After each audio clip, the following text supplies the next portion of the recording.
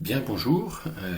Ici, donc, on va commencer à s'intéresser à un certain nombre de fonctions mathématiques qui vont nous être utiles pour la suite des opérations. Et pour commencer, on va aussi avoir en TD, en exercice d'entraînement, un certain nombre d'applications pratiques pour apprendre à manipuler les fonctions qu'on va voir ensemble.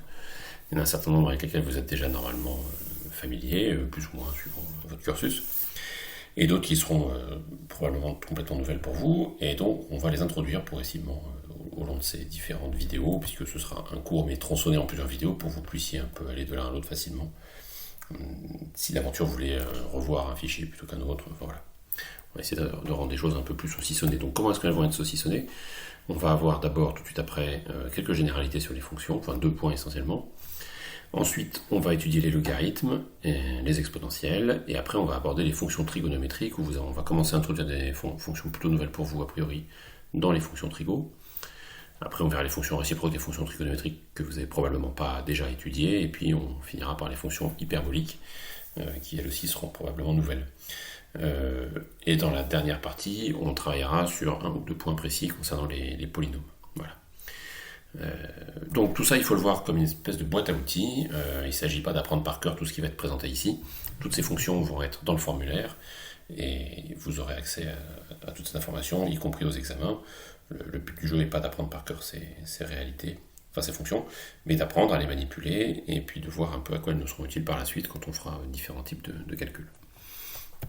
Donc pour commencer, en ce qui concerne les généralités, on va s'intéresser d'abord à une première notion qui est la notion de parité des fonctions. On peut définir deux catégories, les fonctions paires et les fonctions impaires. Enfin, il y en existe d'autres, mais on verra ça après. Mais donc les fonctions paires sont celles pour lesquelles f de x est égal à f de moins x. D'accord? Et les fonctions impaires, c'est celles pour lesquelles f de x est égal à moins f de moins x. Donc toutes les fonctions ne sont pas nécessairement paires-impaires. Néanmoins, prenons quelques exemples d'abord. Comme fonction paire, la plus classique probablement c'est x carré, puisque 2 fois 2 par exemple ça fait 4, et moins 2 fois moins 2 ça fait 4 aussi, donc on voit qu'on est bien dans une situation où f de x est égal à f de moins x pour ce qui est de x carré. Ensuite par exemple la fonction cosinus, que vous connaissez probablement, est une fonction paire. La cosinus de alpha est égale à cosinus de moins alpha. Voilà, on reparlera de cosinus plus tard.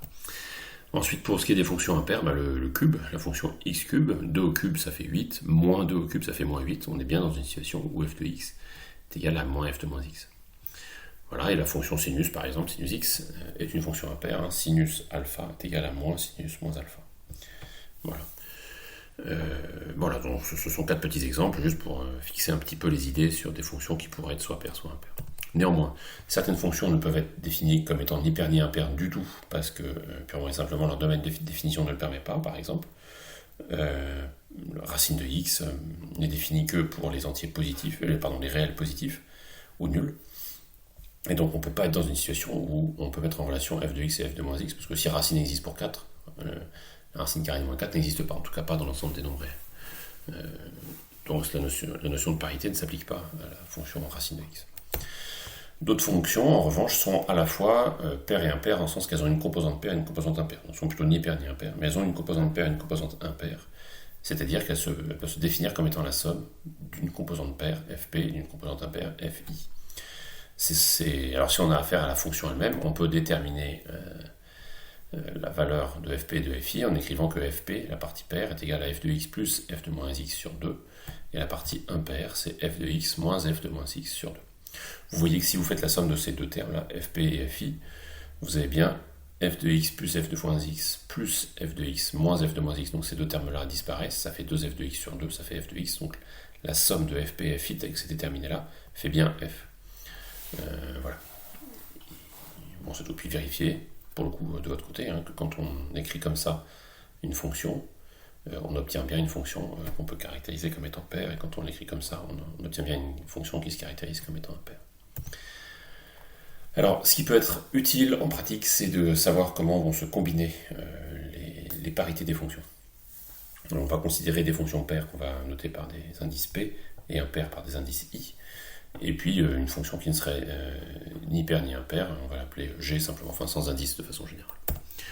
Donc d'abord la somme de deux fonctions paires est une fonction paire, et la différence, et la somme ou la différence de deux fonctions impaires est une fonction impaire. Pour les produits, ça suit la règle des signes, c'est-à-dire que deux fonctions paires multipliées entre elles donnent une fonction paire, deux fonctions impaires multipliées entre elles donnent une fonction paire, d'accord ? Plus par plus ça fait plus, moins par moins ça fait plus. En revanche, le produit d'une fonction paire par une fonction impaire donne une fonction impaire. D'accord ? Plus par moins ça fait moins.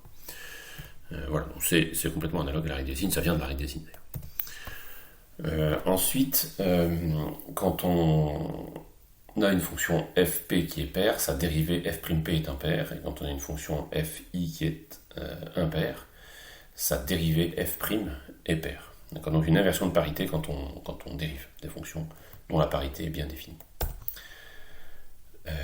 Alors après, une opération qui est importante par la suite, qui est l'opération de composition, qu'on verra souvent intervenir dans tout le cours, pour ce qui est de la partie analyse en tout cas, c'est la composition. Donc la composition d'une fonction fi impaire avec une fonction gi impaire. Donc pour mémoire, la composition de deux fonctions, ça veut dire qu'on applique la fonction f à la fonction g ici.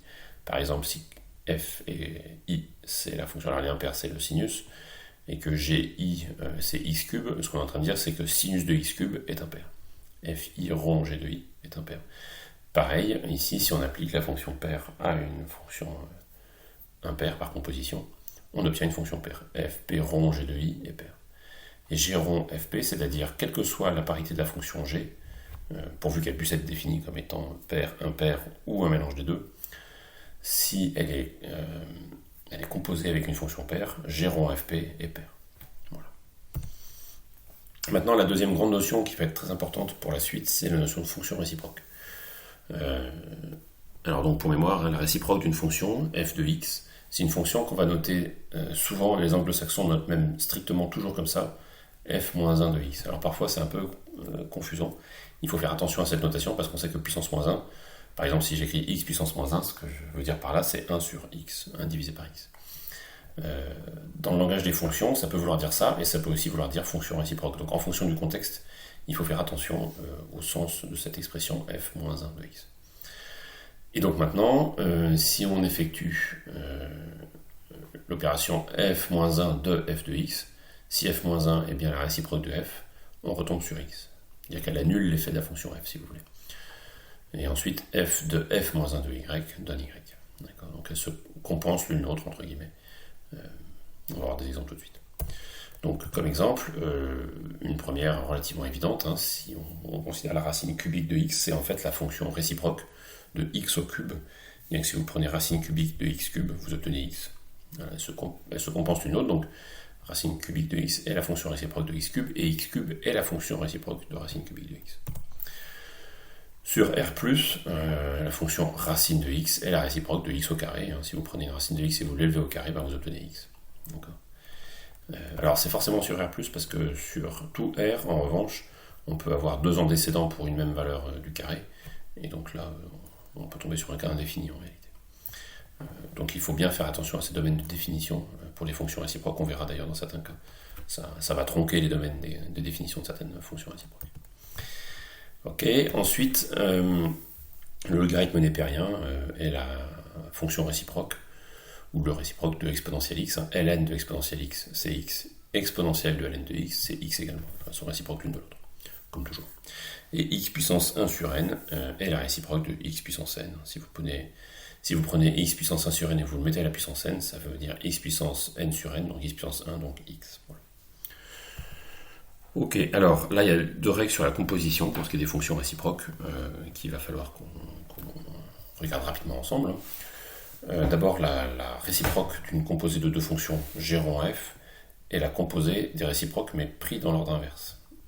G rond f, la réciproque de g rond f, c'est la réciproque de f rond la réciproque de g.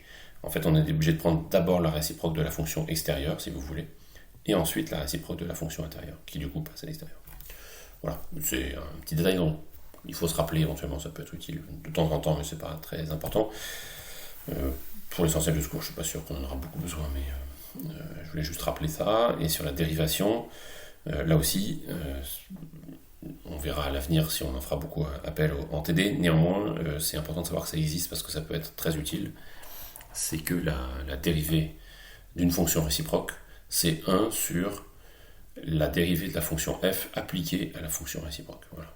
Bon, on va pas prendre le temps de démontrer ça ici, on n'a pas On n'a pas le temps. En revanche, c'est un truc pratique d'un point de vue concret à avoir en tête, savoir que ça existe, quoi. Voilà.